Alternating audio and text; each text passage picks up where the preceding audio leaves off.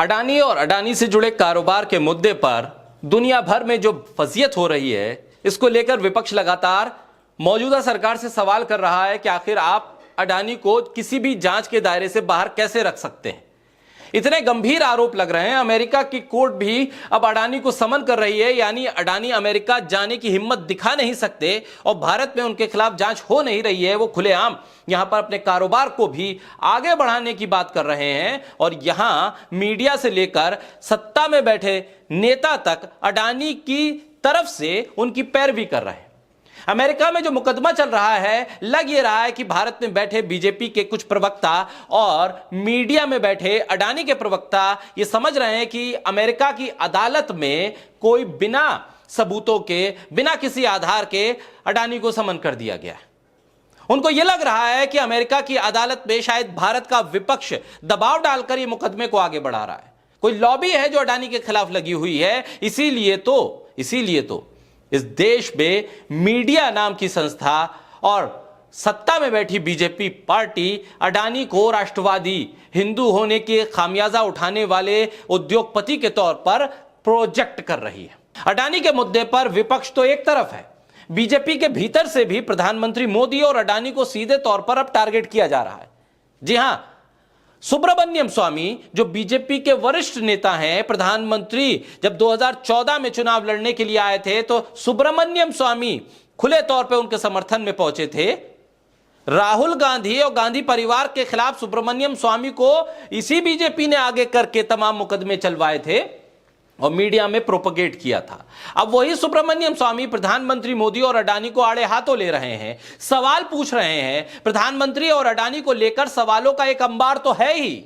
हालांकि यह भी दिलचस्प है कि सवाल अडानी से हो रहा है तो जवाब बीजेपी के प्रवक्ता देने आते हैं। मीडिया डिबेट करती है तो डिफेंड अडानी को करती है। टीवी डिबेट में अडानी को डिफेंड करने के लिए बीजेपी के नेता आ रहे हैं। अडानी खुद को राष्ट्रवादी कह रहे हैं तो बीजेपी कह रही है कि Adani is India, India is Adani.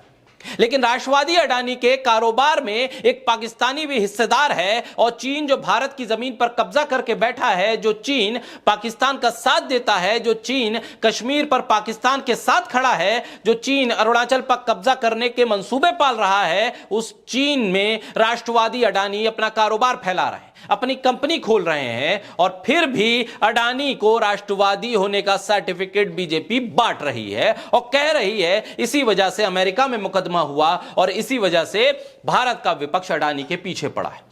और अब सुब्रमण्यम स्वामी जब अडानी से सवाल करें, अडानी को लेकर कई ट्वीट्स करें और प्रधानमंत्री से सीधे तौर पर कह दें कि अब वक्त आ गया है आपके संन्यास लेने का, तो अब सुब्रमण्यम स्वामी को लेकर बीजेपी क्या कहेगी? अब तो सुब्रमण्यम स्वामी तो अडानी के राष्ट्रवाद की पोल खोल रहे हैं। सोशल मीडिया पर लिखते हैं, एक जानकार एनआरआई से सुना है कि अडानी अपना घर स्विट्जरलैंड में बना रहे थे, भारत में नहीं। क्यों? सुब्रमण्यम स्वामी अपने ट्वीट पे आगे लिखते हैं कि अडानी ने अपने एक भाई को दुबई में रखा है, वो एक पाकिस्तानी नागरिक बशर शोएब के साथ काम कर रहा है और धीरे धीरे विदेश में पैसा लगा रहा है। भारत के लिए उनके मन में कोई सम्मान नहीं है। और यह कहकर अब सुब्रमण्यम स्वामी एक बार फिर अडानी और उनके राष्ट्रवाद की पोल खोल रहे हैं।